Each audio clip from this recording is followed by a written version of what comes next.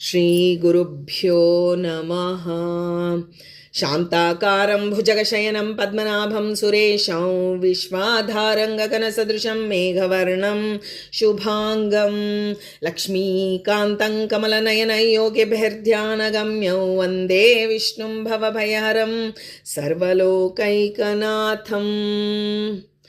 ನಿಮ್ಮೆಲ್ಲರ ಹೃದಯದಲ್ಲಿ ಅನುಗ್ರಹಪೂರ್ವಕವಾಗಿ ಕುಳಿತಿರ್ತಕ್ಕಂಥ ಸಮಸ್ತ ಗುರು ಪರಂಪರೆಗೆ, ಸಮಸ್ತ ಋಷಿ ಪರಂಪರೆಗೆ ಪ್ರತ್ಯೇಕವಾದ ವಂದನೆಗಳನ್ನು ಸಲ್ಲಿಸ್ತಾ, ಪರಮ ಭಾಗವತರನ್ನು ಕೊಂಡಾಡುವುದು ಪ್ರತಿದಿನವೂ ಎಂಬ ಶೀರ್ಷಿಕೆಯಲ್ಲಿ ನಾವು ಋಷಿಮುನಿಗಳ ಋಷಿಕೆಯರ ಆತ್ಮೋದ್ಧಾರದ ಚರಿತ್ರೆಯನ್ನು ಹಾಗೂ ವರಶಾಪಗಳಲ್ಲಿ ಅವರ ಚಿಂತನೆಯನ್ನು, ಅವರು ವರಶಾಪಗಳನ್ನು ಹೇಗೆ ತಮ್ಮ ಸಾಧನೆಯ ಮೆಟ್ಟಿಲನ್ನಾಗಿ ಮಾಡಿಕೊಂಡು ಸಾಧಕೋತ್ತಮರಾಗಿ ಮೆರೆದಂತಹ ಚರಿತ್ರೆಗಳನ್ನು ನಾವು ಮನಪೂರ್ವಕವಾಗಿ ಕೇಳ್ತಾ ಬರ್ತಾ ಇದ್ದೇವೆ. ಇವತ್ತಿನ ಋಷಿ ಚಿಂತನೆಯನ್ನು ಪ್ರಾರಂಭ ಮಾಡುವುದಕ್ಕಿಂತ ಮುಂಚೆ 110ನೆಯ ಒಂದು ಋಷಿಮುನಿಗಳ ಚಿಂತನೆಯನ್ನು ನಾವಿವತ್ತು ಮಾಡ್ತಾ ಇದ್ದೇವೆ. ಮತ್ತೆ ನಾವು ತತ್ವಾಭಿಮಾನಿ ದೇವತೆಗಳಿಗೆ ನಮಸ್ಕಾರಗಳನ್ನು ಮಾಡ್ತಾ, ಯಸ್ಮೈ ದೇವಾಃ ಪ್ರಯಚ್ಛಂತಿ ಪುರುಷಾಯ ಪರಾಭವಂ ಬುದ್ಧಿಂ ತಸ್ಯಾಪಕರ್ಷಂತಿ ಸೋವಾಚೀನಾನಿ ಪಶ್ಯತಿ ನ ದೇವಾ ದಂಡಮಾದಾಯ ರಕ್ಷಂತಿ ಪಶುಪಾಲವತ್ತು ಎಂತು ರಕ್ಷಿತುಮಿಚ್ಛಂತಿ ಬುದ್ಧ್ಯಾ ಸಂಯೋಜಯಂತಿ ತಂ ನಮೋಸ್ತು ತಾತ್ವಿಕಾ ದೇವಾಃ ವಿಷ್ಣು ಭಕ್ತಿಪರಾಯಣಾಃ ಧರ್ಮ ಮಾರ್ಗೇ ಪ್ರೇರಯಂತೋ ಭವಂತಃ ಸರ್ವ ಏವ ಹಿ. ಎಲ್ಲವೂ ತತ್ವಾಭಿಮಾನಿಗಳೇ ನಿಮ್ಮಿಂದ, ಕೇಳಿಸುವುದು ನಿಮ್ಮಿಂದ, ಹೇಳಿಸುವುದು ನಿಮ್ಮಿಂದ. ಒಳಗಡೆ ನಿಂತು ಮುಖ್ಯ ಪ್ರಾಣ ದೇವರು ಉಸಿರು ಕೊಟ್ಟು ಹೇಳಿಸಿದರೆ ಉಂಟು, ಉಸಿರು ಕೊಟ್ಟು ಕೇಳಿಸಿದರೆ ಉಂಟು. ಇಲ್ಲದಿದ್ದರೆ ಹೇಳುವುದು ಇಲ್ಲ, ಕೇಳುವುದೂ ಇಲ್ಲ, ಅರ್ಥ ಮಾಡಿಕೊಳ್ಳುವುದೂ ಇಲ್ಲ, ಮನಸ್ಸಿನಲ್ಲಿ ಧಾರಣೆ ಮಾಡೋದು ಇಲ್ಲ. ಒಂದು ಸ್ವಲ್ಪ ಭಾರ ಆದರೆ ಎಂಥ ಒಂದು ಮರದ ಜೊತೆ ಅದು ಇದು ಅಂತ ಎಲ್ಲ ಕೊಡ್ತಾರೆ, ಒಂದು ಸೆಕೆಂಡ್ ನಾವು ತೊಡೆ ಮೇಲೆ ಇಟ್ಕೊಳ್ಳೋದಕ್ಕೆ ಹಿಂದೆ ಮುಂದೆ ನೋಡಿ ತುಂಬ ಭಾರ ರೀ, ನಮಗಾಗಲ್ಲ, ಪಕ್ಕಕ್ಕೆ ಇಟ್ಬಿಡಿ ಅಂತೀವಿ. ಅಂತ ನಾವು ಮನಸ್ಸಿನಲ್ಲಿ ಋಷಿಮುನಿಗಳು ಅತ್ಯಂತ ಸಾಧಕೋತ್ತಮರು. ಅವರನ್ನು ಮನಸ್ಸಿನಲ್ಲಿ ನಾವು ಇಟ್ಕೋಬೇಕಂದ್ರೆ ಮನಸ್ಸು ಜಾಗೃತವಾಗಿರಬೇಕು. ಮನಸ್ಸಿಗೆ ಪುಷ್ಟಿ ಕೊಡುವಂಥ ಆಹಾರ ನಮಗೆ, ಈ ಆಹಾರ ನಾವೇನು ಸ್ವೀಕಾರ ಮಾಡ್ತೇವೆ, ದ್ವಾದಶಿ ಹೊಟ್ಟೆ ತುಂಬ ಊಟ ಮಾಡಿದ್ದೇವೆ, ಆ ಊಟದಲ್ಲಿ ನಾವು ಮಾಡುವಾಗ ಸ್ವಾಮಿ ಈ ಆಹಾರದ ಸೂಕ್ಷ್ಮ ಭಾಗವೇ ಮನಸ್ಸಾಗತ್ತೆ. ಅಂದ ಮೇಲೆ ನಾವು ಕೇವಲ ಈ ದೇಹದ ಪೋಷಣೆಗಾಗಿ ಆಹಾರ ಸ್ವೀಕಾರ ಮಾಡ್ತಿಲ್ಲ, ಮನಸ್ಸು ಬುದ್ಧಿಗಳನ್ನು ನಾವು ದೇವನಲ್ಲಿ ಬರುವಂತೆ ಅನುಗ್ರಹ ಮಾಡಿ ಅಂತ ಪ್ರಾರ್ಥನೆ ಮಾಡಿ ಆಹಾರ ಸ್ವೀಕಾರ ಮಾಡಬೇಕು. ನಾವು ಇವತ್ತಿನ ದಿನ ಆಹಾರವನ್ನು ಸ್ವೀಕಾರ ಮಾಡ್ತಾ ಇದ್ದೀವಿ ಅಂದರೆ ಆಹಾರ ನಾವು ದೈಹಿಕವಾಗಿ ತೆಗೆದುಕೊಳ್ಳೋದಲ್ಲ, ಅದಕ್ಕೆ ಮುಂಚಿಂತಾನೆ ನಮ್ಮ ಮನಸ್ಸಿಗೆ ಇನ್ನೂ ಬಂದು ಏಕಾದಶಿ ರಾತ್ರಿಯೇ ಬಂದುಬಿಡುತ್ತೆ, ನಾಳೆ ದ್ವಾದಶಿ ಏನೇನು ಮಾಡಬೇಕು, ಹೇಗೆ ಇರಬೇಕದು, ಇಂತಿಂಥ ಪದಾರ್ಥಗಳನ್ನೇ ಹಾಕಬೇಕು ಅಂತೆಲ್ಲ ಮಾಡಿಕೊಂಡು ಆಗಲೇ ನಾನು ಮಾಡಿ ಪಾರಣೆಯೂ ಮಾಡಿಬಿಟ್ಟಿರ್ತೇನೆ. ಅಂದರೆ ಅಂತಹ ಮನಸ್ಸು ಅನ್ನೋದು ಅಷ್ಟು ವಾಯು ವೇಗದಲ್ಲಿ ಸಂಚಾರ ಮಾಡ್ತಿರುತ್ತೆ. ದೇವ ಮೊದಲಿಗೆ ನೋಡೋದು ಕೇವಲ ದೇಹದ ಒಂದು ರಚನೆಯನ್ನಾಗಲಿ, ದೇಹದ ನೀನು ಏನೇನು ಸುಖ ಸೌಲಭ್ಯಗಳು ನಿನ್ನ ಮನೆಯಲ್ಲಿದೆ ಅಂತ ನೋಡೋದಿಲ್ಲ. ನಿನ್ನ ಮನಸ್ಸಿನಲ್ಲಿ ಏನು ಅನುಸಂಧಾನ ಇತ್ತು ನೀನು ಕೆಲಸ ಮಾಡುವಾಗ, ಭಗವಂತನನ್ನು ನೆನೆಯುವಾಗ ನಿನಗೆ ಯಾವ ಅನುಸಂಧಾನದಿಂದ ನೆನೀತೀಯಾ ಅಂತ ಹೇಳಿ ಮೊದಲಿಗೆ ಮನಸ್ಸನ್ನೇ ನೋಡ್ತಾನೆ. ಆದ್ದರಿಂದ ಸ್ವಾಮಿ ಮನಸ್ಸನ್ನು ಶುದ್ಧೀಕರಣದ ಘಟಕ ಅಂತ ನಾವೇನು ಹೇಳ್ತೀವಿ, ಇಷ್ಟು ಋಷಿ ಮುನಿಗಳು ಒಂದು ಕರೆ ಕಟ್ಕೊಂಡಿದೆ ಅಂತಂದರೆ ಎಷ್ಟು ಜೋರಾಗಿ ಫೋರ್ಸಲ್ಲಿ, ಬರೀ ನೀರು ಹಾಕಿದ್ರೆ ಹೋಗಲ್ಲ, ಒಂದು ತಂಬಿಗೆ ನೀರು ಹಾಕಿ ಜೋರಾಗಿ ಫೋರ್ಸಾಗಿ ನೀರು ಬಿಡಬೇಕು. ಆವಾಗ ಎಲ್ಲ ಕೊಳೆಯು ಹೇಗೆ ಕಿತ್ತುಕೊಂಡು ಹೋಗುತ್ತೋ ನಮ್ಮ ಮನಸ್ಸಿನಲ್ಲಿ ಅನಾದಿ ಕಾಲದಿಂದ ಕೊಳೆ, ನಾನು ನನ್ನದು ಅನ್ನೋ ಕೊಳೆ ಕೂತುಬಿಟ್ಟಿದೆ. ಅದು ಅಷ್ಟು ಸುಲಭವಾಗಿ ಹೋಗಲ್ಲ, ತಿಪ್ಪೆ ಸಾರಿಸಿದಂತೆ ನಮ್ಮ ಜೀವನ ಇದೆ. ಅಂದರೆ ಎಲ್ಲ ಕಡೆಯೂ ತಿಪ್ಪೆನೆ, ಅದನ್ನೇ ಸುಮ್ಮನೆ ಹೀಗೆ ಸಾರಿಸಿ ನಾನು ಶುದ್ಧವನ್ನಾಗಿ ಮಾಡಿದ್ದೇನೆ ಅಂತ ನಾವು ಹೇಳ್ತೀವಲ್ಲ, ಹಾಗೆ ಹೊರಗಡೆ ನೀವು ಎಷ್ಟೇ ರೀತಿಯಲ್ಲಿ ಶುದ್ಧತೆಯನ್ನು ಕಾಪಾಡಿಕೊಳ್ಳಬಹುದು, ಆದರೆ ಮಾನಸಿಕ ಶುದ್ಧತೆ ಇದೆಯಲ್ಲ ಅದು ಕೇವಲ ಜ್ಞಾನಿಗಳ ಇರುವಿಕೆಯಿಂದ, ಅವರ ಅನುಗ್ರಹದಿಂದಲೇ ಬರೋದು. ಹಾಗಾಗಿ ಮಾನಸಿಕ ಶುದ್ಧತೆಗಾಗಿ ತತ್ವಾಭಿಮಾನಿ ದೇವತೆಗಳಲ್ಲಿ ಸ್ವಾಮಿ ಇವತ್ತು ನಾವೇನು ಕೇಳ್ತೀವಿ ಋಷಿಮುನಿಗಳ ಚಿಂತನೆ, ಅವರು ನಮ್ಮ ಮನಸ್ಸಿನಲ್ಲಿ ಇರಲಿ. ನಮ್ಮ ಮನಸ್ಸಿಗೆ ಹೀಗೆ ಬಂದು ಹಾಗೆ ನೆಂಟರಂತೆ ಹೋಗೋದು ಬೇಡ. ಅವರು ಸದಾಕಾಲ ನಮ್ಮ ಮನೆಯ ಹಿರಿಯರಂತೆ, ನಮ್ಮ ಮನದ ಹಿರಿಯರಂತೆ ನನ್ನ ಮನಸ್ಸಿನಲ್ಲಿ ಸದಾ ನೆಲೆಸಿರಲಿ. ಯಾಕೆಂದರೆ ಅವರು ಹಿರಿಯರೇ, ಅವರು ನೆಲೆಸಲೇಬೇಕು. ಆದರೆ ಅವರು ಇದ್ದಾರೆ, ನಮಗೆ ಅವರ ಅರಿವು ಬೇಕಾಗಿದೆ. ಆ ಜ್ಞಾನ ಅವರು ಸದಾ ನಮ್ಮ ಮನೆಯ ಹಿರಿಯರೇ. ಈಗ ನಿಮ್ಮ ಗೋತ್ರ ಯಾವುದು ಅಂತ ಕೇಳಿದಾಗ ಆ ಋಷಿ ಮುನಿಗಳ ಹೆಸರು ಹೇಳ್ತೇವೆ. ನಮ್ಮದು ಕೌಂಡಿನ್ಯ ಗೋತ್ರರೇ. ಆದರೆ ಆ ಕೌಂಡಿನ್ಯ ಋಷಿಗಳು ಎಷ್ಟು ಹೊತ್ತು, ಇಡೀ ದಿನದಲ್ಲಿ ಎಷ್ಟು ಹೊತ್ತು ನಮ್ಮ ಮನಸ್ಸಿನಲ್ಲಿ ನೆಲೆಸಿರ್ತಾರೆ, ನಮ್ಮ ಅರಿವಿಗೆ ಬರುತ್ತೆ. ಅವರು 24 ಗಂಟೆ ನಮ್ಮ ಜವಾಬ್ದಾರಿ ತೆಗೆದುಕೊಂಡೇ ಇರ್ತಾರೆ. ಆದರೆ ನಮಗೆ ಆ ಜವಾಬ್ದಾರಿ ತೆಗೆದುಕೊಂಡವರ ಅರಿವು ನಮಗೆ ಬೇಕಲ್ಲ. ಅದಕ್ಕಾಗಿ ನಾವು ಮತ್ತೆ ಮತ್ತೆ ತತ್ವಾಭಿಮಾನಿ ದೇವತೆಗಳ ಸ್ತೋತ್ರವನ್ನು ಮಾಡ್ತಾ ಇವತ್ತಿನ ಋಷಿ ಮುನಿಗಳ ಚಿಂತನೆಯನ್ನು ಮಾಡೋಣ. ಯಥಾಮತಿಯಾಗಿ ಯಥಾಯೋಗ್ಯತೆಯಾಗಿ ಎನ್ನುವುದನ್ನು ನಾವು ಮನಸ್ಸಿಗೆ ದಾಢ್ಯತೆ ತಂದುಕೊಳ್ಳಲೇಬೇಕು. ನಾನು ಹೇಳಿದ್ದೆ ಸರಿ, ಇಷ್ಟೇ ಇರೋದು, ಇದಕ್ಕಿಂತ ಮೀರಿದ ವಿಷಯಗಳೇ ಇಲ್ಲ ಅನ್ನುವಂಥ ಅಹಂಕಾರ ಎಂದೂ ನಮಗೆ ಬೇಡ. ಕಿಂಚಿತ್ ವಿಷಯವನ್ನು ನಾವು ತಿಳಿದುಕೊಂಡಿದ್ದೇವೆ. ಹೇಗೆ ಬಿಂದು, ವಿಜೇಂದ್ರ ಸ್ವಾಮಿ ಹೇಳ್ತಾರೆ, ಬಿಂದು ನಮ್ಮ ಗುರುಗಳು ಸಿಂಧುವಾದರೆ ನಾನು ಬಿಂದು. ಸಿಂಧು ಅಂದರೆ ಸಮುದ್ರ. ಆ ಜ್ಞಾನದ ಸಮುದ್ರದಿಂದ ಏನೊಂದು ಬಿಂದು ಹಾರಿ ನನ್ನೊಳಗೆ ಬಂದು ಕೂತಿದೆ. ಆದರೆ ನಮ್ಮ ಗುರುಗಳು ಸಿಂಧುವಿನಂತೆ, ಅವರ ಜ್ಞಾನ ಸಿಂಧುವಿನಂತೆ ಇದೆ ಅಂತ ಅವರು ಎಷ್ಟು ವಿನಯಪೂರ್ವಕವಾಗಿ ಇದ್ರೋ ಅಂತಹ ವಿನಯವನ್ನು ಯಥಾಯೋಗ್ಯವಾಗಿ ನಾವು ಮೈಗೂಡಿಸಿಕೊಳ್ಳೋಣ. ನಮ್ಮ ಗುರುಗಳು ಹೇಳಿದ್ದೆಲ್ಲವನ್ನು ಹೇಳೋದಲ್ಲ, ಆದರೆ ನಾವು ಏನು ಅರ್ಥ ಮಾಡಿಕೊಂಡಿದ್ದೇವೋ ಅದನ್ನು ಮಾತ್ರ ಹೇಳ್ತೇವೆ ಅಂತ ಮತ್ತೆ ಮತ್ತೆ ಕೊಂಡು ಇವತ್ತಿನ ಋಷಿಮುನಿ ಚಿಂತನೆಯಲ್ಲಿ ಗೃತ್ಸ್ನಮದ ಮಹರ್ಷಿಗಳು ಅಂತ ಹೇಳಿ ವೇದ ಕಾಲದ ಋಗ್ವೇದ ಮಂತ್ರದ ದ್ರಷ್ಟಾರರಾಗಿದ್ದಾರೆ ಗೃತ್ಸ್ನಮದರು. ಅವರು ಬಹಳ ಒಳ್ಳೆಯ ಋಷಿಮುನಿ, ಅಂದಿನ ಕಾಲದಲ್ಲಿ ಪ್ರಖ್ಯಾತ ಋಷಿಮುನಿಗಳಲ್ಲಿ ಒಬ್ಬರಾಗಿದ್ದರು. ಋಗ್ವೇದದ ಅನೇಕ ಮಂತ್ರಗಳನ್ನು ದರ್ಶಿಸಿದಂತಹ ಋಷಿಗಳಲ್ಲಿ ಇವರು ಒಬ್ಬರಾಗಿದ್ದಾರೆ. ಋಗ್ವೇದದ 2ನೆಯ ಮಂಡಲದ ಎಲ್ಲ ಸೂಕ್ತಗಳು ಅವರಿಂದ ದರ್ಶಿಸಲ್ಪಟ್ಟಿವೆ. ಇನ್ನೂ ಹೆಚ್ಚು ವಿವರಣೆ ವೇದದ ಸೂಕ್ತಗಳ ಮೇಲೆ ಇದೆ. ಆದರೆ ನಮ್ಮ ಯಥಾಯೋಗ್ಯವಾಗಿ ತಿಳಿಯೋದೇನೆಂದರೆ, ಒಟ್ಟು ಗೃತ್ಸ್ನಮದರು 366 ಮಂತ್ರಗಳನ್ನು ದರ್ಶಿಸಿದ್ದಾರೆ. ಸಾಮಾನ್ಯ ಅಲ್ಲ. ನಮ್ಮ ಜೀವನದಲ್ಲಿ ಒಂದು ವರ್ಷ ಏನು 365 ದಿನ ಅಂತ ಹೇಳ್ತೀವಲ್ಲ, ಅದಕ್ಕಿಂತ ಇನ್ನೂ ಒಂದು ಮಂತ್ರ ಜಾಸ್ತಿ. ಗೃತ್ಸ್ನಮದರು ದರ್ಶಿಸಿದಂತಹ ವೇದ ಮಂತ್ರಗಳನ್ನು ಪ್ರತಿಯೊಬ್ಬರು ದಿನಕ್ಕೆ ಒಂದು ಮಂತ್ರವನ್ನು ಕಲಿತಂತೆ 366 ಒಂದು ವರ್ಷ ಬೇಕು ಅವರು ಹೇಳಿದಂತಹ ಅಂಥದ್ದು 366 ಮಂತ್ರವನ್ನು ತಮ್ಮ ಹೃದಯದಲ್ಲಿ ಮನಸ್ಸಿನಲ್ಲಿ ದರ್ಶಿಸಿದ್ದಾರೆ. ಅಂದರೆ ಅವರು ಮನಸ್ಸು ಎಷ್ಟು ಶುದ್ಧವಾಗಿರಬೇಡ. ವೇದ ಮಾತೆಯಾದ ಮಹಾಲಕ್ಷ್ಮಿ ಹೃದಯದಲ್ಲಿ ನೆಲೆಸಬೇಕಾದ್ರೆ ಮನಸ್ಸಿನ ಪರಿಶುದ್ಧತೆ ಅತ್ಯಂತ ಅವಶ್ಯಕತೆ ಇದೆ. ವರಮಹಾಲಕ್ಷ್ಮಿ ಅನಂತ ಪದ್ಮನಾಭ ವ್ರತ ಮಾಡುವಾಗಲೇ ನಮಗೆ 3 ದಿನದಿಂದ ಶುದ್ಧತೆ ಮಾಡ್ತಾ ಬರ್ತೀವಿ. ಹಬ್ಬ ಅಂದರೆ ಸಾಕು, ಮನೆಯೆಲ್ಲ ಶುದ್ಧ ಮಾಡಬೇಕು. ನಮಗೆ ಗೊತ್ತಿದೆ ಅಶುದ್ಧವಾಗಿದೆ ನಮ್ಮ ಮನೆ ಅಂತ. ಇನ್ನೂ ಕೆಲವೊಬ್ಬರನ್ನ ನೋಡಬೇಕು, ಹೊಸ ಸಾಮಾನುಗಳನ್ನು ಅಂಗಡಿಯಿಂದ, ಬೇಡಪ್ಪ ಮನೇಲಿ ಯೂಸ್ ಮಾಡಿರೋದು ಬೇಡ, ಎಲ್ಲೋ ಎಡಗೈಲಿ ಬಲಗೈಲಿ ಮುಟ್ಟಿರ್ತೀವಿ. ನಾವು ವ್ರತಕ್ಕೆ ಮಡಿಗೆ ಬರಬೇಕು ಅಂದರೆ ಹೊಸದು ತರಬೇಕು ಅಂತ ತರ್ತಿರ್ತಾರೆ. ಅಂದರೆ ಅವರಿಗೆ ಕನ್ಫರ್ಮು ನಾವು ಮುಟ್ಟೇ ಇದ್ದೀವಿ ಅಂತ. ಹೀಗೆ ಜೀವನದಲ್ಲಿ ನಾವು ಪ್ರತಿದಿನ ಒಂದೇ ಥರ ಇರೋದಕ್ಕಾಗೋದಿಲ್ಲ.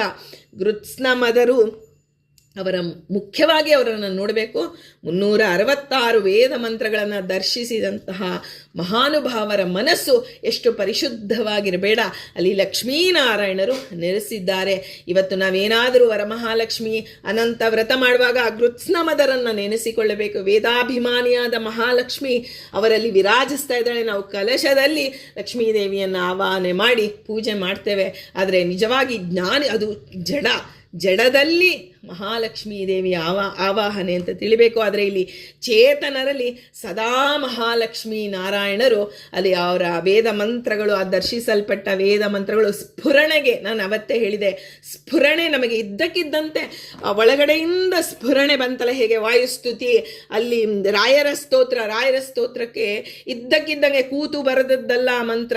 ಆ ರಾಯರ ಸ್ತೋತ್ರ ಸ್ಪಾಂಟೇನಿಯಸ್ ಆಗಿ ಒಳಗಿನಿಂದ ಸ್ಫುರಣೆ ಉಂಟಾಗಿ ಬಂದಂತಹ ಸ್ತೋತ್ರ. ಅದನ್ನು ಮಹಾಲಕ್ಷ್ಮೀ ದೇವಿಯೇ ಕರುಣಿಸಿರೋದು. ಅದು ಲಕ್ಷ್ಮೀದೇವಿಯ ಪ್ರಸಾದ ಅಂತ ತಿಳಿದು ಈ 3 ನಮ್ಮ ಜೀವನದಲ್ಲಿ, ವಾಯುಸ್ತುತಿ, ರಾಯರ ಸ್ತೋತ್ರ ಹಾಗೂ ವಿಜಯರಾಯರ ಕವಚ, ಇವೆಲ್ಲ ಸ್ಪಾಂಟೇನಿಯಸ್ ಆಗಿ ಬಂದಿರೋದು. ಈ ರೀತಿ ಅನೇಕ ಸ್ತೋತ್ರಗಳು ಅನೇಕ ದರ್ಶನಗಳಲ್ಲಿ ಬಂದಿದೆ. ಅದು ಲಕ್ಷ್ಮೀನಾರಾಯಣರ ಪ್ರಸಾದ ಅಂತ ತಿಳಿದು ಅದನ್ನು ನಾವು ಮನಸ್ಸಿನಲ್ಲಿ, ನಾವು ಪ್ರಸಾದ ಅಂದರೆ ಸಾಕು ಕಣ್ಣಿಗೆ ಹೊತ್ಕೊಂಡು ಬಾಯಿಗೆ ಹಾಕೊಳ್ಳೋದು ಅಷ್ಟೇ ನಮಗೆ ಗೊತ್ತು. ಆದರೆ ಹೃದಯದಲ್ಲಿ, ಮನಸ್ಸಿನಲ್ಲಿ ಆ ಪ್ರಸಾದವನ್ನು ಲಕ್ಷ್ಮೀನಾರಾಯಣರ ಪ್ರಸಾದದಂತೆ ಗೃತ್ಸ್ನಮದ ಮಹರ್ಷಿಗಳು ಇದ್ದಾರೆ ಅಂತ ನಮ್ಮ ಮನಸ್ಸಿನಲ್ಲಿ ಯಾವುದಾದ್ರೂ ಒಂದು ಚಿಂತನೆ ಅವರ ಬಗ್ಗೆ ಕೂಡಬೇಕಲ್ಲ, ಅದನ್ನು ನಾವು ಮನಸ್ಸಿನಲ್ಲಿ ಇಟ್ಟುಕೊಳ್ಳಬೇಕು. ಹೀಗೆ ಆ ಋಗ್ವೇದದ 366 ಮಂತ್ರಗಳಲ್ಲಿ ಎಲ್ಲ ದೇವತೆಗಳ ಸ್ತುತಿಯು ಅದು ಒಳಗೊಂಡಿದೆ.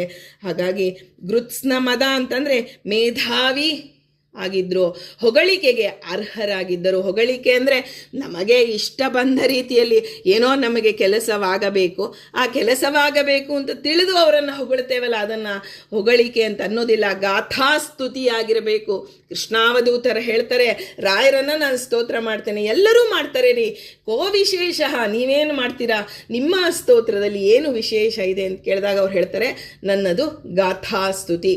ನಾನು ರಾಯರಲ್ಲಿ ಏನು ಗುಣವನ್ನು ಕಂಡಿದ್ದೇನೆಯೋ ಅದನ್ನೇ ನಾನು ಸ್ತೋತ್ರವನ್ನಾಗಿ ಹೇಳ್ತಾ ಇದ್ದೇನೆ. ಇಂತಹ ಸ್ತೋತ್ರ ಬಹಳ ವಿಶೇಷವಾದದ್ದು. ನಮ್ಮ ಮನಸ್ಸಿಗೆ, ಈಗ ಸಾಮಾನ್ಯವಾಗಿ ಯಾರಾದರೂ ನಮ್ಮ ಬಗ್ಗೆ ಒಂದು ಮಾತು ಹೇಳಿದರೆ ನಮಗೆ ಗೊತ್ತಿರುತ್ತೆ ಇವರು ಜಾಸ್ತಿ ಹೇಳ್ತಿದ್ದಾರಾ ಅಥವಾ ಮನಸ್ಸಿಗೆ ನಮಗೆ ನಿಜವಾಗಿ ನಮ್ಮಲ್ಲಿರುವ ಗುಣವನ್ನೇ ಹೇಳ್ತಿದ್ದಾರಾ, ಇಲ್ಲ ತಾವು ಏನೋ ಹೊಗಳಬೇಕು ಅಂತ ಹೇಳಿ ಇಲ್ಲದ ರೀತಿಯಲ್ಲಿ ಹೇಳ್ತಿದ್ದಾರಾ ಅನ್ನೋದು ನಮಗೆ ಗೊತ್ತಿರುತ್ತೆ. ನಮ್ಮಂಥ ಪಾಮರರಿಗೆ ಗೊತ್ತು ಅಂದರೆ ದೊಡ್ಡವರಿಗೆ ಗೊತ್ತಾಗೋದಿಲ್ವೇ?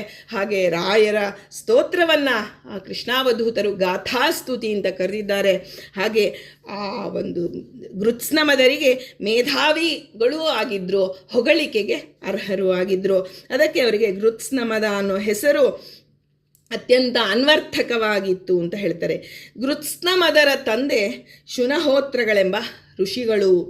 ಆದರೆ ಅಲ್ಲಿ ನಮ್ಮ ಮಹಾಭಾರತದ ಅನುಶಾಸನ ಪರ್ವದಲ್ಲಿ ಬರುತ್ತೆ, ಇಲ್ಲಿ ವೀತಹವ್ಯ ಅಂತ ಹೇಳಿ, ವೀತಹವ್ಯ ಅನ್ನುವ ಕ್ಷತ್ರಿಯ ಇವರ ತಂದೆ ಅಂತ ಹೇಳಿ ಮಹಾಭಾರತದ ಅನುಶಾಸನ ಪರ್ವದಲ್ಲಿ ವೇದವ್ಯಾಸರು ತಿಳಿಸಿಕೊಡ್ತಾ ಇದ್ದಾರೆ. ವೀತಹವ್ಯ ಯಾರು ಅಂದರೆ ಶರ್ಯಾತಿಯ ವಂಶದವನು. ಶರ್ಯಾತಿ ಅಂದರೆ ನಮಗೆ ಸುಕನ್ಯಾ ನೆನಪಾಗಬೇಕು, ಶರ್ಯಾತಿಯ ಮಗಳು. ಆ ಸುಕನ್ಯಾ, ಚಮನರು, ಇವರೆಲ್ಲರನ್ನ ಒಬ್ಬರ ಹೆಸರು ಕೇಳಿದರೆ ಅವರಿಗೆ, ಈಗ ನಾವು ಹೇಳ್ತೀವಿ ನೋಡಿ, ಒಂದು ಹೆಸರು ಹೇಳಿದರೆ ಅದರ ಜೊತೆಗೆ 108 ಹೆಸರುಗಳು ನಮಗೆ ಬರಬೇಕು. ಎಲ್ಲ ಜ್ಞಾನಿಗಳನ್ನು ನಾವು ಸ್ಮರಣೆಗೆ ಕೊಡೋದು ಯಾರು ಒಳಗಡೆ? ಮಹಾಲಕ್ಷ್ಮೀ ದೇವಿ. ಸಂಪೂರ್ಣವಾದ ಪ್ರಾರ್ಥನೆ ಇರಬೇಕು. ವೇದಾಭಿಮಾನಿಯಾದ ಮಹಾಲಕ್ಷ್ಮಿಯಲ್ಲಿ ತಾಯಿ ನನಗೆ ಕೊಟ್ಟಂತಹ ಎಲ್ಲ ಇಂದ್ರಿಯಗಳ ಒಂದು ಸಾಫಲ್ಯವನ್ನು ನೀನು ಮಾಡಿಸಬೇಕು. ಒಂದೊಂದು ಇಂದ್ರಿಯಗಳ ಸಾಫಲ್ಯತೆ ನಮಗೆ, ನಾವು ಹೇಳ್ತೇವೆ ಎಲ್ಲ ಕಣ್ಣಿದೆ, ಕಿವಿ ಇದೆ, ಕೈ ಕಾಲುಗಳು ಎಲ್ಲ ಇದೆ, ಒಂದೊಂದು ಇಂದ್ರಿಯಗಳಿಂದಲೂ ಸಾರ್ಥಕವಾಗುವಂತೆ ನಮ್ಮ ಜೀವನ ಇರಬೇಕು. ಅಂದರೆ ನಾವು ಜೀವನದಲ್ಲಿ ಋಷಿ ಮುನಿಗಳ ಚಿಂತನೆ, ಸಾಧಕೋತ್ತಮರ ಚಿಂತನೆಯನ್ನು ಮನಸ್ಸಿನಲ್ಲಿ ಇಟ್ಟುಕೊಂಡು ನಮ್ಮ ಜೀವನವನ್ನು ನಡೆಸಬೇಕು ಅಂತ ಹೇಳ್ತಾರೆ. ಈ ವೀತಹವ್ಯ ಅನ್ನುವಂಥವನು ಶರ್ಯಾತಿಯ ವಂಶದವನು. ಅವನಿಗೆ ಹೈಹಯ, ನಾವು ಮಂಗಳಾಷ್ಟಕ ಹೇಳ್ತೀವಿ ನೋಡಿ, ಹೈಹಯ ಅಂತ ಮಂಗಳಾಷ್ಟಕದಲ್ಲಿ ಬರುತ್ತೆ. ಆ ಮಂಗಳಾಷ್ಟಕದಲ್ಲಿ ಬರುವಂಥ ಹೈಹಯ ಅಂತ ಹೇಳಿ ಅವನಿಗೆ, ಶರ್ಯಾತಿಗೆ, ಆ ವೀತಹವ್ಯನಿಗೆ ಹೆಸರು. ಇವನಿಗೆ 10 ಮಂದಿ ಪತ್ನಿಯರಿದ್ದರು, 1,000 ಮಕ್ಕಳು ಇದ್ದರು. ಆ ಮಕ್ಕಳೆಲ್ಲ ಧನುರ್ವೇದ ಶಾಸ್ತ್ರಗಳು ಎರಡರಲ್ಲೂ ಬಹಳ ಪರಿಣಿತಿಯನ್ನು ಗಳಿಸಿದ್ರು.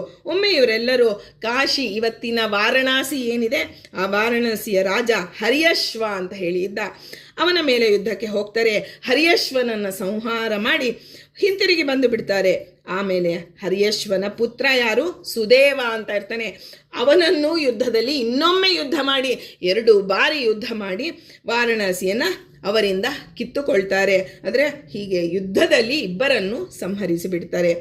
ಆಮೇಲೆ ಆನಂತರ ವಾರಣಾಸಿಗೆ ದಿವೋದಾಸ, ಅವನು ಇಂದ್ರದೇವರನ್ನು ಆರಾಧಿಸಿ ವಾರಣಾಸಿಯನ್ನು ಅಭೇದ್ಯವನ್ನಾಗಿ ಮಾಡಿಕೊಂಡು ಬಿಡ್ತಾನೆ ದಿವೋದಾಸ.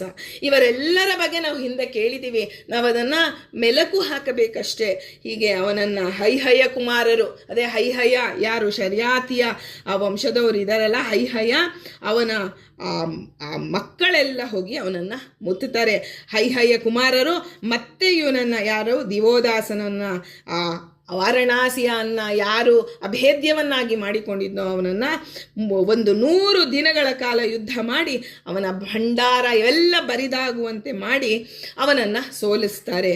ಆಗ ಅವನೇನು ಮಾಡ್ತಾನೆ, ಏನೂ ತೋಚದೆ ದಿವೋದಾಸ ಆ ಪಟ್ಟಣದಿಂದ ತಪ್ಪಿಸಿಕೊಂಡು ಭರದ್ವಾಜರ ಆಶ್ರಮಕ್ಕೆ ಬಂದು ಋಷಿಗಳಿಗೆ ಶರಣಾಗತನಾಗ್ತಾನೆ. ಇಲ್ಲಿ ನಾವು ತಿಳಿಯಬೇಕಾದದ್ದು ಏನಂದರೆ, ಯಾರೇ ಆಗಲಿ, ಬ್ರಾಹ್ಮಣ, ಕ್ಷತ್ರಿಯ, ವೈಶ್ಯ, ಶೂದ್ರ, ಯಾರೇ ಆಗಲಿ ಎಲ್ಲರೂ ಜ್ಞಾನದ ಮುಂದೆ ತಲೆಬಾಗಲೇಬೇಕು. ನಮಗೆ ಎಂತಹ ಒಂದು ಜೀವನದಲ್ಲಿ ಎದುರಿಸೋಕೆ ಆಗದೇ ಇರೋಂಥ ಕಷ್ಟ ಬಂದರೂ ಋಷಿಮುನಿಗಳಿಗೆ ನಾವು ಶರಣಾದಿವಿ ಅಂದರೆ ಅವರು ನಮ್ಮ ಸಂಸಾರದಲ್ಲಿ ಬರ್ತಕ್ಕಂಥ ಎಂತಹ ಕಷ್ಟಗಳೇ ಇರಲಿ ಅದನ್ನು ನಮಗೆ ಎದುರಿಸುವ ಶಕ್ತಿಯನ್ನು ಕೊಡ್ತಾರೆ. ಆಗ ಮಹರ್ಷಿಗಳು, ಆ ಭರದ್ವಾಜ ಮಹರ್ಷಿಗಳು ಆ ರಾಜನಿಗೆ ಅಭಯವನ್ನು ನೀಡ್ತಾರೆ. ಅವನಿಂದ ಅವರು ಏನು ಮಾಡ್ತಾರೆ ಗೊತ್ತಾ, ನೀವು ಒಮ್ಮೆ ಯಾಗ ಮಾಡ್ತಾ ಇರ್ತಾರೆ, ಅಸುರರು ಅವರನ್ನು ಅಪಹಾರ ಮಾಡಿಬಿಟ್ರು. ಆಗ ಅವರು ಇಂದ್ರದೇವರನ್ನು ಪ್ರಾರ್ಥನೆ ಮಾಡಿಕೊಂಡು ಅವರಿಂದ ಅವರ ಕಣ್ಣಿಗೆ ಅವರೇ ಮಾಯಾವಿಗಳು ಅಸುರರು, ಆ ಮಾಯಗೂ ಮೀರಿದಂತಹ ಮಾಯೆಯನ್ನು ತೋರಿಸಿ ಅವರಿಂದ ತಪ್ಪಿಸಿಕೊಂಡು ಬಂದರು ಅಂತ ಹೇಳ್ತಾರೆ. ಇನ್ನೊಮ್ಮೆ ಇಂದ್ರದೇವರನ್ನೇ ಅಸುರರು ಬಂಧಿಸಲು ಪ್ರಯತ್ನ ಪಟ್ಟಾಗ ಗೃತ್ಸ್ನಮದರು ತಾವೇ ಇಂದ್ರನಂತೆ ವೇಷ ಧರಿಸಿ ಆ ಅಸುರನನ್ನು ದಾರಿ ತಪ್ಪಿಸಿ ಇಂದ್ರದೇವರನ್ನು ಕಾಪಾಡಿದ್ದಾರೆ. ನೋಡಿ, ಅವರಿಂದ ಉಪಕೃತರಾಗಿದ್ದಾರೆ. ಇಂದ್ರದೇವರು ಅಷ್ಟು ಬಹಳವಾಗಿ ಒಲಿಸಿಕೊಂಡಂತಹ ಮಹರ್ಷಿಗಳು ಗೃತ್ಸ್ನಮದ ಮಹರ್ಷಿಗಳಾಗಿದ್ದಾರೆ. ಗಾರ್ಸ್ನಮದ ಅಂತನ್ನುವ ಗೋತ್ರ ಭಾರ್ಗವ ಮತ್ತು ಗೃತ್ಸ್ನಮದರ ವಂಶವನ್ನು ಋಷಿಗಳನ್ನಾಗಿ ಹೊಂದಿರತಕ್ಕಂಥ ಒಂದು ದ್ವಯಾರ್ಶ್ಯೇಯ ಗೋತ್ರ ಅಂತ ಹೇಳಿ ಕರೆಸಲ್ಪಟ್ಟಿದೆ. ಇದರಿಂದ ಗೃತ್ಸ್ನಮದರು ಸಹಿತ ಗೋತ್ರ ಪ್ರವರ್ತಕ ಮಹರ್ಷಿಗಳು ಅಂತ ತಿಳಿದು ಬರುತ್ತೆ. ಅಂತೂ ವೇದಕಾಲದ ಹಾಗೂ ಪುರಾಣ ಕಾಲದಲ್ಲಿಯೂ ಅತ್ಯಂತ ಪ್ರಸಿದ್ಧರಾದಂತಹ ಮಹರ್ಷಿಗಳು ಗೃತ್ಸ್ನಮದ ಮಹರ್ಷಿಗಳಾಗಿದ್ದಾರೆ ಅಂತ ತಿಳಿತಾ, ಮುಂದಿನ ಮಹರ್ಷಿಗಳ ಚಿಂತನೆ ಅಂದರೆ ಬಹಳ ದಿನದಿಂದ ಕಾಯ್ತಾ ಇದ್ದಂತಹ ಮಹರ್ಷಿಗಳು, ಕೌಂಡಿನ್ಯ ಮಹರ್ಷಿಗಳ ಬಗ್ಗೆ ಇವತ್ತು ಯಥಾಮತಿಯಾಗಿ ಯಥಾಯೋಗ್ಯತೆಯಿಂದ ತಿಳಿಯೋಣ. ಕೌಂಡಿನ್ಯ ಮಹರ್ಷಿಗಳು ಕುಂಡಿನ ಮಹರ್ಷಿಗಳ ಪುತ್ರರಾಗಿದ್ದಾರೆ. ಅವರು ಗೋತ್ರ ಪ್ರವರ್ತಕರು. ನಮ್ಮ ಬಿಂದುವಿನಲ್ಲೇ ಕೌಂಡಿನ್ಯ ಗೋತ್ರದವರಿದ್ದಾರೆ ಅನ್ನೋದು ನಮಗೆ ಒಂದು ಹೆಮ್ಮೆಯ ವಿಷಯ. ಇವತ್ತು ಅವರೆಲ್ಲರನ್ನ ನಾವು ಆ ವಂಶಜರೆಲ್ಲರಿಗೂ ವಂದನೆ ಮಾಡ್ತಾ ಇವತ್ತಿನ ದಿನ ನಾವು ಕೌಂಡಿನ್ಯ ಋಷಿಗಳ ಬಗ್ಗೆ ಯಥಾಮತಿಯಾಗಿ ತಿಳಿಯೋಣ. ಕೌಂಡಿನ್ಯ ಮತ್ತು ವಾಸಿಷ್ಠ ಗೋತ್ರಗಳೆರಡು ಅಂದರೆ ವಾಸಿಷ್ಠ, ಮೈತ್ರಾವರುಣ ಮತ್ತು ಕೌಂಡಿನ್ಯರನ್ನು ಪ್ರವರದಲ್ಲಿ ಒಳಗೊಂಡಿದೆ. ಈ ಶತಪಥ ಬ್ರಾಹ್ಮಣದಲ್ಲಿ ಇವರ ಉಲ್ಲೇಖವಿದೆ. ಎಲ್ಲಿ ಬ್ರಾಹ್ಮಣ ಉಪನಿಷತ್ತಲ್ಲಿ ಕೌಂಡಿನ್ಯ ಋಷಿಗಳ ಉಲ್ಲೇಖವಿದೆ. ಬೃಹದಾರಣ್ಯಕದಲ್ಲಿ ಕೌಂಡಿನ್ಯರು ಶಾಂಡಿಲ್ಯರ ಶಿಷ್ಯರು ಅಂತ ಹೇಳಲಾಗಿದೆ. ಮಹಾಭಾರತದ ಸಭಾಪರ್ವದಲ್ಲಿ ಯುಧಿಷ್ಠಿರನ ಸಭೆಗೆ ಮಹರ್ಷಿಗಳೆಲ್ಲ ಬಂದಿದ್ರು ಅಂತ ಕೇಳ್ತೇವೆ. ಆ ಪಟ್ಟಿಯಲ್ಲಿ ಕೌಂಡಿನ್ಯರ ಹೆಸರನ್ನು ಕಾಣ್ತೇವೆ. ವೇದವ್ಯಾಸರು ಉಲ್ಲೇಖ ಮಾಡಿದಂತಹ ಋಷಿಗಳ ಹೆಸರು ಕೌಂಡಿನ್ಯ ಋಷಿಗಳು. ಅಂಥವರ ಹೆಸರನ್ನು ಹೇಳುವುದು ನಮಗೆ ವಾಕ್ ಶುದ್ಧಿ ಆಗತ್ತೆ. ನಾವು ಇಂಥ ಗೋತ್ರದವರು ಅಂತ ಋಷಿಮುನಿಗಳ ಹೆಸರನ್ನು ನಾವು ನಾಲಿಗೆಯಲ್ಲಿ ಹೇಳಿದಾಗ ನಾಲಿಗೆ ನಮಗೆ ಪರಿಶುದ್ಧವಾಗತ್ತೆ ಅಂತ ತಿಳಿಬೇಕು. ಹೀಗೆ ಕೌಂಡಿನ್ಯರ ಬಗ್ಗೆ ನಮಗೆ ವಿಷಯ ಬಹಳ ಕಡಿಮೆ ತಿಳಿದಿದೆ, ಆದರೆ ತಿಳಿದಿದ್ದನ್ನು ಮನದಟ್ಟು ಮಾಡಿಕೊಳ್ಳೋಣ. ಕೌಂಡಿನ್ಯರು ಭಾರತ ದೇಶ, ಇವತ್ತೇನು ಭಾರತ ದೇಶ ಅಂತ ಇದೆ ಅದಕ್ಕಿಂತ ಹೊರಗಡೆ ದ್ವೀಪಗಳಲ್ಲಿ ಅವರು ಹೆಚ್ಚು ಪ್ರಸಿದ್ಧರಾಗಿದ್ದರು. ನಾವು ಹಿಂದಿಯಲ್ಲಿ ಕೌಂಡಿನ್ಯರ ವಿಷಯವಾಗಿ ಒಂದು ಮಹಾಕಾವ್ಯವನ್ನು ಸುಶೀಲ ಅಂತ ಹೇಳಿ ಒಬ್ಬ ವ್ಯಕ್ತಿ ರಚನೆ ಮಾಡಿದ್ದಾರೆ. ಬಹಳ ಒಂದು ದೊಡ್ಡ ಕಾವ್ಯವೇ ಇದೆ ಕೌಂಡಿನ್ಯರ ಬಗ್ಗೆ. ಅದು ಐತಿಹಾಸಿಕ ಸಂಗತಿಗಳನ್ನೆಲ್ಲ ಆ ಕಾವ್ಯದಲ್ಲಿ ಹೇಳಿದ್ದಾರೆ ಅಂತ ಹೇಳ್ತೀವಿ. ಕೌಂಡಿನ್ಯರು ಎಲ್ಲಿ ಕಾಂಬೋಡಿಯಾ ಮತ್ತು ಚೀನಾದಲ್ಲಿ ಒಂದು ದಾಖಲೆಗಳು, ಇವತ್ತಿಗೂ ದಾಖಲೆಗಳು ದೊರಕಿದೆ. ಅಲ್ಲಿ ಆ ಕೌಂಡಿನ್ಯರು ಅಲ್ಲಿ ಇದ್ದರು. ಅವರು ಯಾರು ಅಂದರೆ ಅಶ್ವತ್ಥಾಮಾಚಾರ್ಯರ ಶಿಷ್ಯರಾಗಿದ್ದರು. ಅವರು ಆ ಕಾಂಬೋಡಿಯಾ, ಅದು ಏನು ನಾವು ಕಾಂಬೋಡಿಯಾ ಅಂತ ಇವತ್ತು ಕರಿತೀವಲ್ಲ, ಚೀನಾ ಅಂತ ಏನು ಕರಿತೀವಲ್ಲ, ಆ ದ್ವೀಪಕ್ಕೆ ಹೋದಾಗ ಅಲ್ಲಿಯ ಜನರೆಲ್ಲ ಅನಾಗರಿಕರಾಗಿದ್ದರು. ಆ ಕೌಂಡಿನ್ಯರು ಅಲ್ಲಿ ಹೋಗಿ ಭಾರತೀಯ ಸಂಸ್ಕೃತಿಯನ್ನು ಹರಡಿದ್ದಾರೆ. ಅಲ್ಲಿನ ಭಾಷೆ, ಲಿಪಿ, ಶಿಲ್ಪಕಲೆ, ಜ್ಞಾನ, ವಿಜ್ಞಾನಾದಿಗಳ ಮೇಲೆ ಹಿಂದೂ ಧರ್ಮದ ಛಾಯೆ ಎಂದಿಗೂ ಗಾಢವಾಗಿದೆ. ಇಲ್ಲಿ ಕಾಂಬೋಡಿಯಾ ಅಂತ ನಾವೇನು ಹೇಳ್ತೀವಿ ಅದು ಹಿಂದೆ ಕಾಂಬೋಜ ಅನ್ನುವಂಥ ಒಂದು ರಾಜ್ಯ. ಚೀನಿ ಭಾಷೆಯಲ್ಲಿ ಅದನ್ನು ಪೂನಾನ್ ಅಂತ ಕರಿತಾ ಇದ್ರು. ಆದರೆ ಕೌಂಡಿನ್ಯ ಮಹರ್ಷಿಗಳು ಅಲ್ಲಿಗೆ ಹೋದಾಗ ಅಲ್ಲಿಯ ಜನರೆಲ್ಲ ನಾಗದೇವತೆಯನ್ನು ಆರಾಧಿಸ್ತಿದ್ರು. ಅಲ್ಲಿನ ರಾಣಿಯಾದಂಥ ಕೌಂಡಿನ್ಯರು ನೋಡಿ, ನಾವು ಇಡೀ ಪ್ರಪಂಚವೇ ಒಂದು ಕುಟುಂಬ ಅನ್ನುವಂಥ ತತ್ವವನ್ನು ಸಾರಿದವರು ಕೌಂಡಿನ್ಯ ಮಹರ್ಷಿಗಳಾಗಿದ್ದಾರೆ. ಅಲ್ಲಿನ ರಾಣಿಯಾಗಿರ್ತಕ್ಕಂಥ ಸೋಮಾದೇವಿಯನ್ನು ಅವರು ವಿವಾಹವಾಗಿ ಸೋಮವಂಶದ ಜನಕರಾಗಿದ್ದಾರೆ ಅಂಥೇಳಿ. ಹೀಗೆ ಕೌಂಡಿನ್ಯರ ಒಂದು ಭಾರತದಿಂದ ಹೊರಗೆ ಭಾರತೀಯ ಸಂಸ್ಕೃತಿಯನ್ನು ಪ್ರಚಾರ ಮಾಡಿದಂಥ ಮಹಾಮಹಿಮರು ಅನ್ನೋದರಲ್ಲಿ ಯಾವ ರೀತಿಯ ಸಂಶಯ ಇಲ್ಲ. ಇಡೀ ಜಗತ್ತು ಒಂದು ಕುಟುಂಬ ಅಂತ ಭಾವಿಸಿ ದೂರ ದೂರ ದೂರದ ದೇಶರಿಗೆ ಆ ಜನರಿಗೂ ನಾಗರಿಕತೆಯನ್ನು ಕಲಿಸಿದ್ದಾರೆ ಕೌಂಡಿನ್ಯರು. ಮನುಷ್ಯರಂತೆ